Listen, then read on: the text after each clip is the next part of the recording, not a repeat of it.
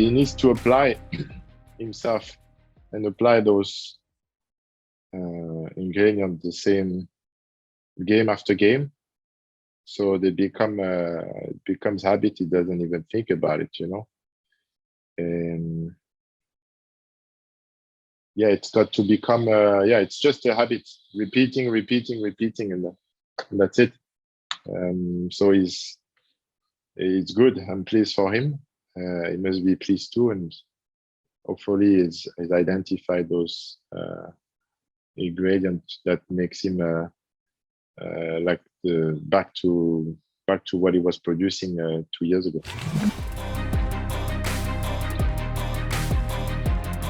You just need a bit of time to adjust, I think, to the pace, and to his teammates. He's still learning. He's still learning how his teammates are behaving. When you're in the middle of the park, you depend so much on the back line and the front line. So yeah, he's just adjusting, I believe.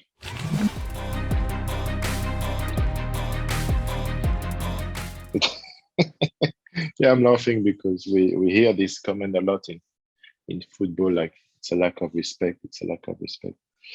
It always depends on how this is being dealt with.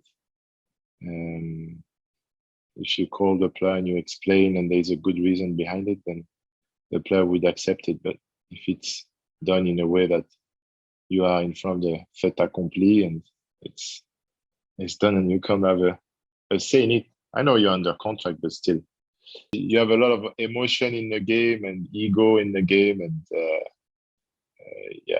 sometimes if you don't explain things, it can be taken the wrong way. But a shirt is a shirt, a number is a number, but what matters is the badge you play for. I mean, for me, I'm not superstitious, but maybe Anthony was.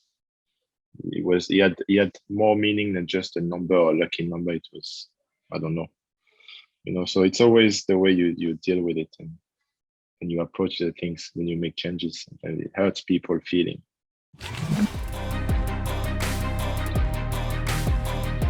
This is very, very important. This is the core of this is the number one quality of a group that is challenging for the top spot. It's the discipline, the self-discipline within the team, and then the respect players have for one another. So you show on time, because in the game, after on the pitch, whatever happened behind the scene and game in training will reflect at some point in the game, and you know that we're dealing with top players, and it goes into details. And if there is no such a discipline every day in the game, at some point it's going to fail you.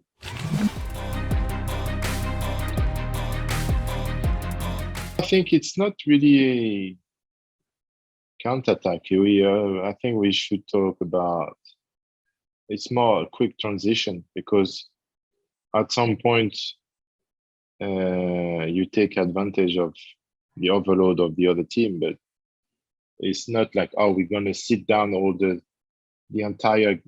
sit back the entire game and use the space with our fast forwards. No, it's just that at some point the other team is dominant, and then they are exposed, and that's it. You take advantage.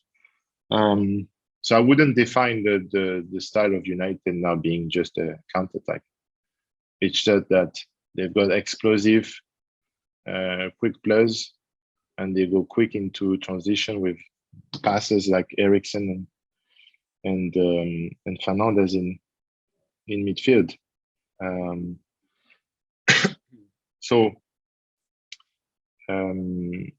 Yes, no, it would be just one dimension, and I think the team has shown already that they can offer more than just one style.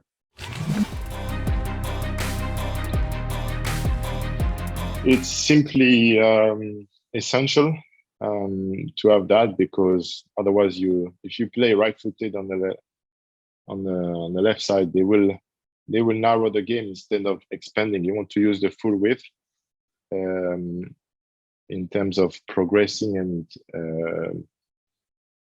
and link of play, and also you want the services and the passing to be quality on the left side, so, or from left to right. So it's it's very good. It's very good, and it's not easy, because if you look at all the statistics, there's always more right-footed players than left-footers. So it's a good. It was a good adjustment on the squad. It was needed. Well, time will tell, huh? There is no better judgment than wait till the end of the season and see who's going to be on top. And okay, we've seen Ajax play, but people follow more the Premier League and in England Premier League than the foreign leagues, and especially the Dutch league. So I don't know. I'm not in a position to judge who's the best manager, to be honest, because it would be, especially now. I mean, it's Graham Potter.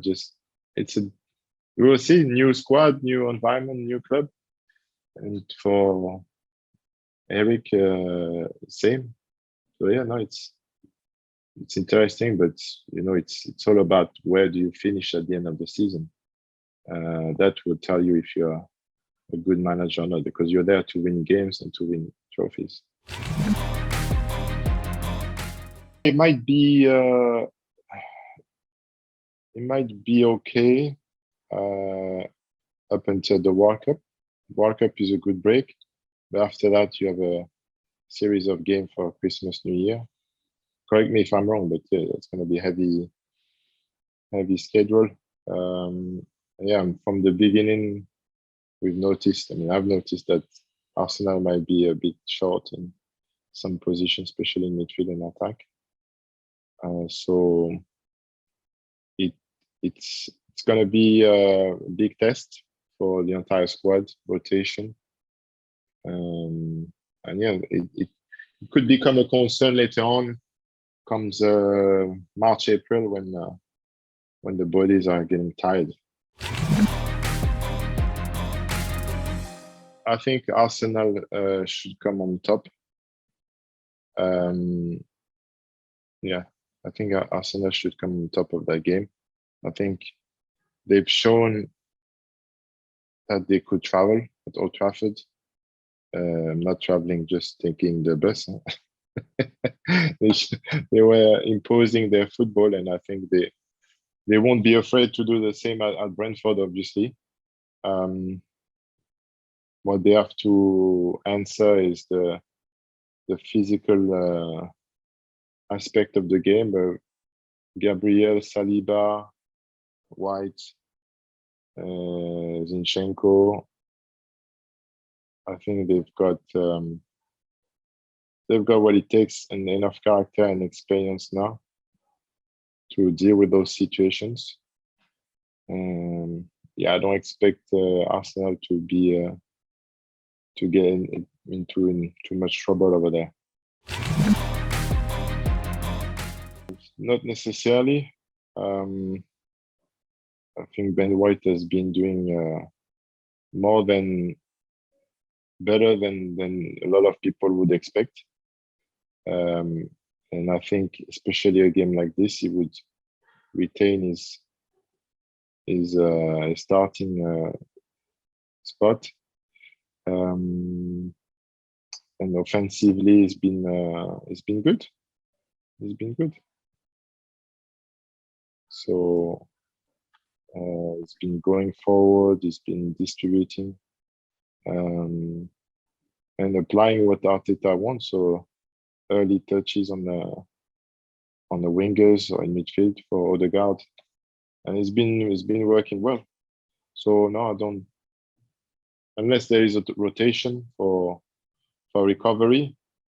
If you're asking me about if I look at the merit and performances, I think he should retain his spot. Yeah. Even when you always compare the past and the future and the present, and that's a risk maybe the ownership wasn't ready to take. And also Arsene is someone who's very, very active, so you put him in an ambassadorial role, I don't think that would fit him. He wants to be on the pitch every day and continue training and talk tactic, technique, all of the aspects of the game. I don't know. It's always a question of how you manage the situation, and maybe they wanted a clean start, fresh start, which is difficult. But I understand David Dean's comment because of the years of doubt that came after when Arsene left. It was there was a big void, and nobody was feeling that, and it brought Arsenal backwards. So yeah, it's a tough one. He's still first pick in midfield with Paul Pogba. So hopefully he'll be back and fit and ready for the competition. Yes, no one you can put no one else right now ahead of Conte in the French national team.